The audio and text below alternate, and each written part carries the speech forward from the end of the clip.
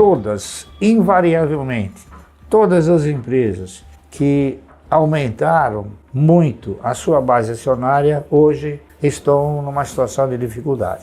Então, as pessoas não se dão conta disso. Como uma ação ordinária ficou no lugar da Units, uma ação ordinária hoje está representada por 5 ações antigas. Então, ela custa R$11, R$12. Se você dividir por 5, dá 2 e alguma coisa. Então, é um papel que está num preço assim super acessível. É que ninguém faz essa análise, tá entendendo? Qual que seria o passo inicial para a pessoa que fala assim, eu quero seguir, né, a filosofia de investimentos do Barça, eu quero seguir a filosofia de investimentos da AGF? Qual que é o passo inicial para essa pessoa que hoje não investe? Eu acho que no Brasil, a educação financeira, ela é colocada como uma coisa super importante, e tem a sua importância, claro, mas eu interpreto o seguinte: o cidadão que tem por hábito, né, ou por princípio, não gastar mais do que ele ganha, eu acho que ele está financeiramente educado. O que eu acho que o brasileiro precisa ter é cultura de investimento. Cultura de investimento, saber na mão de quem ele coloca o dinheiro. Isso é cultura de investimento. É muito importante que quando você entra num investimento, que esse investimento ele não venha somente aumentar o faturamento. É importante que ele, além de aumentar o faturamento, ele gere resultado. O que eu acho é que você tem que assumir uma postura de que você vai investir na geração de riqueza. E para você investir na geração de riqueza, você não fica milionário de repente. É uma caminhada, é uma estrutura que você tem que ter disciplina, tem que ter paciência. A Klabin não cresceu em um mês. A Klabin tem 124 anos, você sabia? Ela cresceu em 124 anos. Então é o prazo que as empresas têm para se desenvolver, não é isso? A Klabin, interessante, a Klabin me ensinou, como muitas coisas no mercado eu aprendi, a Klabin me ensinou o seguinte, que dividendo você ganha por quantidade possuída e não por valor aplicado. A Klabin também tem uma questão ligada à quantidade de ações. Ela tem, acho que se não me falha a memória, quase que 6 bilhões de ações, não é isso? E não é fácil remunerar 6 bilhões de ações. E a Klabin, claro, a Klabin é uma empresa que tem projetos futuristas. É uma empresa que hoje poucas empresas se comparam a ela, tá entendendo? Em termos de avanço tecnológico, em termos de cuidar da floresta, em termos assim também de evoluir, não é? Porque a Klabin é uma empresa que ela é uma empresa que ela é de capital intensivo e ela não para de crescer. E as oportunidades que vão se apresentando para a Klabin, elas têm se intensificado. Por exemplo, a Klabin hoje, ela está fornecendo caixas de papelão para exportação de frutas, coisa que era feita em containers, pequenos containers de plástico, né? A Europa, a própria Ásia, hoje não quer mais que as frutas sejam embaladas em material plástico, tem que ser em caixa de papelão. Então é um mercado que cresceu bastante para ela. E com isso eu acredito que ela também, na razão direta que ela tem novas oportunidades de mercado, então ela cresce para suprir essa nova expectativa. Então isso daí é resultante do quê? É resultante de um aprendizado.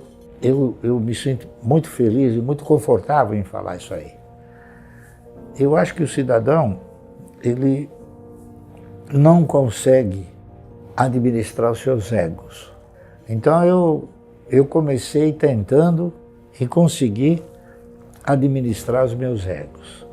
Até o momento que eu passei a controlar os meus egos, não é isso? Olha, eu tenho uma média de gasto de uns 8, 10 mil reais.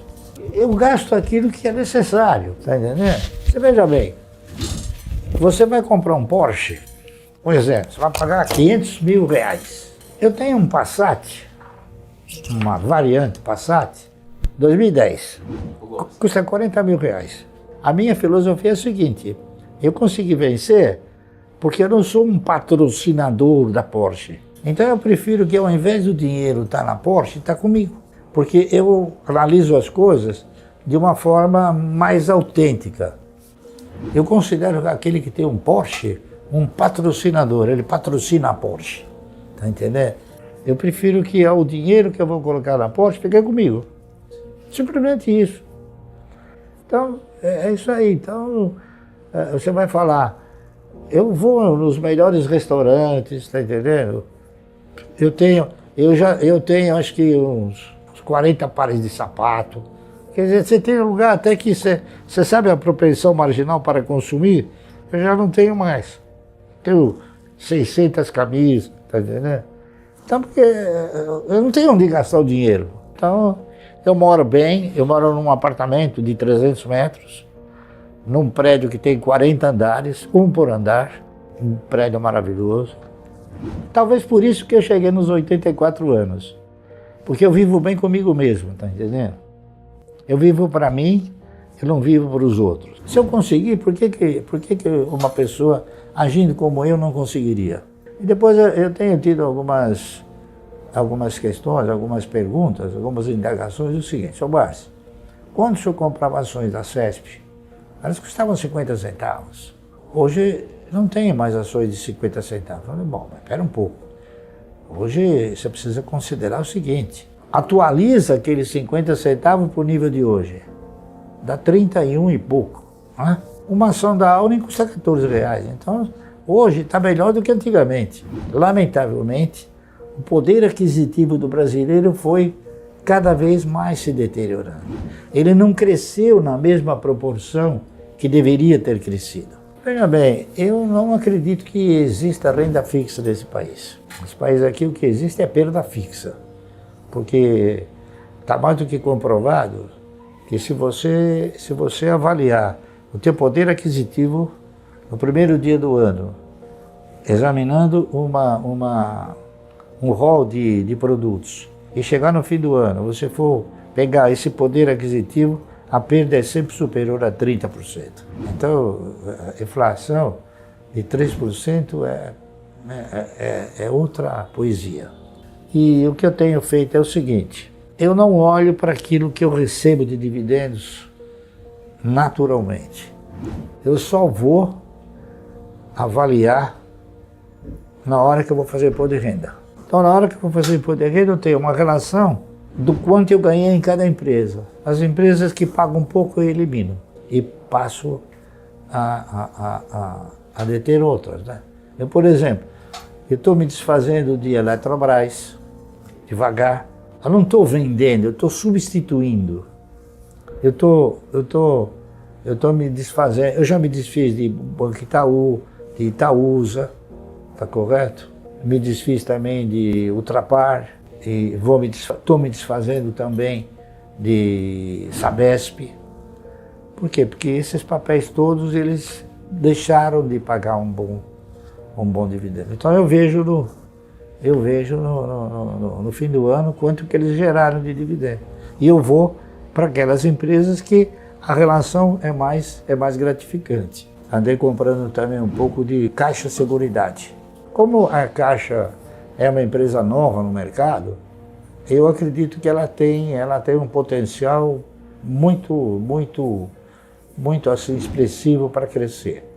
Eu acredito no segmento, porque seguro é um pouco melhor do que energia elétrica, né? Seguro você paga sem consumir e torce para que não haja o sinistro, né? É um pouco melhor porque você tem uma torcida favorável.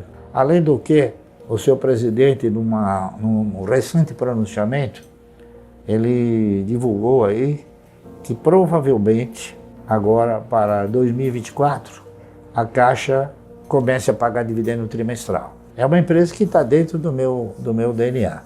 O meu perfil sempre foi o seguinte, ao invés de ter um posto de gasolina, ser dono de um posto, eu prefiro ter 1% de 8.400 postos.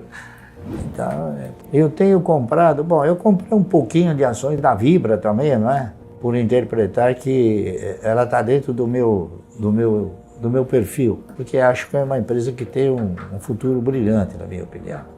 Eu acho que toda empresa que tem um compromisso, ela distribui bons dividendos. O que é um compromisso? Por exemplo, o Santander tem o compromisso de mandar dinheiro para a Espanha. A AS Brasil tem o compromisso de mandar dinheiro para os Estados Unidos. O Banco do Brasil tem o compromisso de mandar dinheiro para a Previ e para o governo. Então eu acho que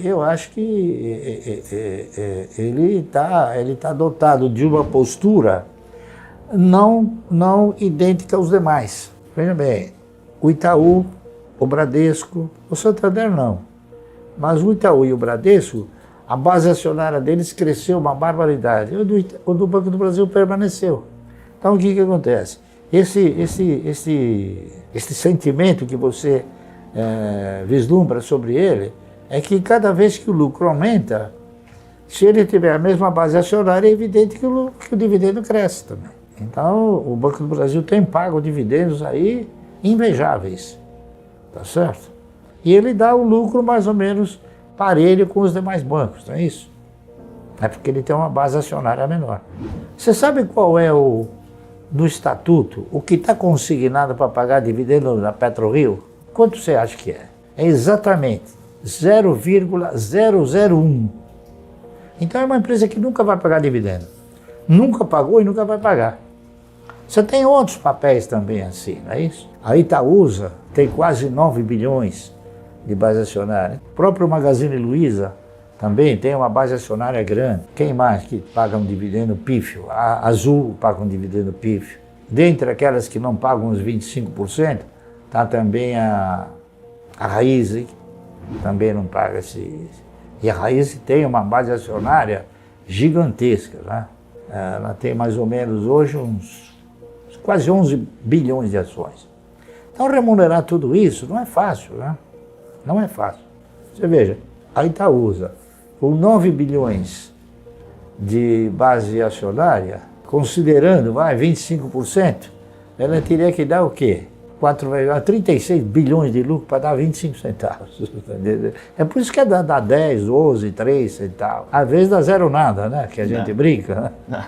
Então, o pessoal não analisa o evoluir da base acionária, o que o evoluir da base acionária acaba interferindo na distribuição de resultados. É isso aí. Então, o pessoal não analisa isso. A turma deixa de lado esses ensinamentos que o mercado transmite para você. Eu acredito, veja bem, porque o mercado ensina a gente que a Cosan passou a desenvolver este mesmo procedimento a partir dos R$15. A Cosan ela é uma empresa que no passado a gente comprou e acabou tendo um yield projetivo excelente.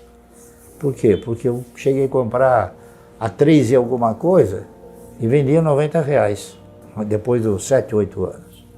E veja bem, a Cosan ela só passou a ter um desequilíbrio de cotação a partir do momento que ela fez um desdobramento. Uma virou 4. Então hoje ela tem 1 bilhão e 800, se não me falha a memória, de base acionária, mas já com uma outra posição, uma outra postura. Eu acho que ela não volta mais para R$15, provavelmente não vai cair abaixo dos 20. Veja bem, eu não sou futurólogo, eu estou apenas transmitindo aquilo que o mercado ensina, tá entendendo? Para a gente poder transmitir para os outros, não é isso? Então eu acho que a Cosan daqui para frente, ela vai desenvolver um tipo de postura de mercado que ela vai evoluir porque a Cosan sempre teve a mesma postura de mercado que a Suzano. Qual é essa postura? Eles transferem para o mercado o lucro do acionista. Então o que acontece? O papel sobe, ele vai ganhando. Invariavelmente, todas as empresas que aumentaram muito a sua base acionária, hoje estão numa situação de dificuldade. Eu dou até alguns exemplos, não é isso? O Bradesco, enquanto tinha uma base acionária menor, ele conseguia remunerar bem o acionista. Hoje o Bradesco tem 10 bilhões e 800 milhões de ações. Então você não precisa ser nenhum grande matemático para concluir o seguinte: para remunerar 10 bilhões e 800 milhões de ações, qual o lucro que ele precisa alcançar? Não é isso? Então as pessoas não se dão conta disso. E uma das coisas muito favoráveis na Unipar foi exatamente essa, que nós não ampliamos a base acionária. Bom, é evidente que eu acredito que a Unipar não volte mais para os 25, né? Nem para os 30 centavos, não é isso? Isso é uma coisa evidente. Bom, eu sou um pouco não, muito conservador, tá entendendo? Eu faço um comparativo. Quanto a Unipar deu de dividendo até agora?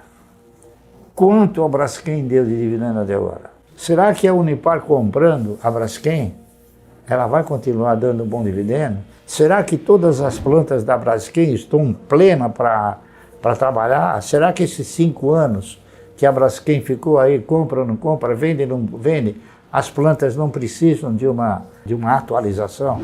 Não sei, eu estou falando isso porque é uma pura imaginação. Mas eu acredito o seguinte, eu acredito que a proposta feita pela Unipar é aquela que melhor encanta os acionistas, porque é aquela que prevê o quê? Prevê futuramente estender uma OPA aos acionistas, é isso? Coisa que me parece que as demais ofertas não contêm esse ingrediente, tá?